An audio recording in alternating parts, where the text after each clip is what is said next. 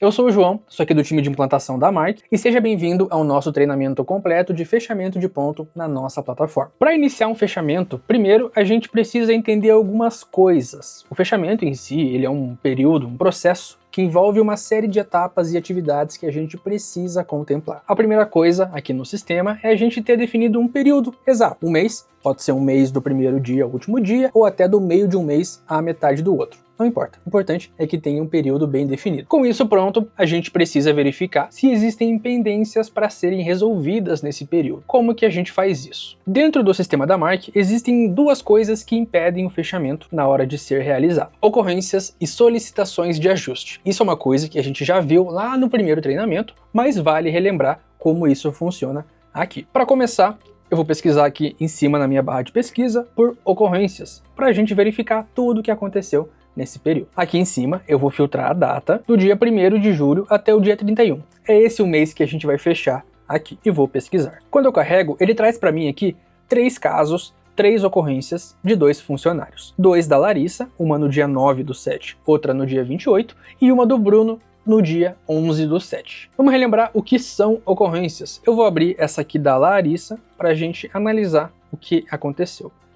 Nesse dia, a Larissa marcou 3 pontos. Um às 9 da manhã, outro ali quase 11 e o último perto das 17. Lembrando que na Mark, uma ocorrência ela surge quando o seu funcionário tem marcações ímpares de ponto naquele dia. Ela tem 3 marcações e isso acontece porque o sistema precisa ter uma indicação de quando começou e quando acabou a jornada. Para toda entrada tem que ter uma saída. Então, quando a Larissa entrou às 9 e saiu às 11, o sistema entende que ela voltou às 17 e nunca mais teve uma saída. Isso se configura como uma ocorrência. Como que a gente corrige isso?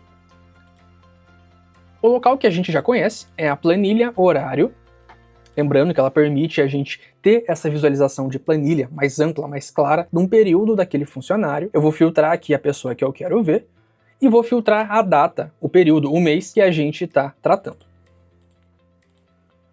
Logo aqui em amarelo, ele já destaca para mim as ocorrências daquele funcionário. No dia 28/7, a Larissa tem, e no dia 9/7 também. Para a gente tratar, eu vou colocar o mouse aqui em cima, ele vai abrir esse espaço para eu mexer, eu consigo apagar e colocar o horário que está faltando, nesse caso seria a volta dela do almoço. Escolho um motivo também, e concluo, e salvo, e resolvo. O ideal é que eu faça isso para todas as ocorrências e pendências que eu tenha, para que no final eu consiga fazer o fechamento sem problema nenhum. Outra coisa que também impede que a gente conclua o fechamento são as solicitações de ajuste. Aqui no menu eu pesquiso por solicitações, filtro de novo a data que eu quero, do dia 1º ao dia 31/7, e clico para pesquisar. Ele vai trazer para mim aqui algumas solicitações desse período, várias aprovadas e apenas uma solicitada pelo Bruno. Eu posso filtrar, se eu quiser, somente as que foram solicitadas, para eu não preencher a minha tela com essas outras que já foram aprovadas, e pesquiso. E clico no botão de ações para visualizar a solicitação daquele funcionário.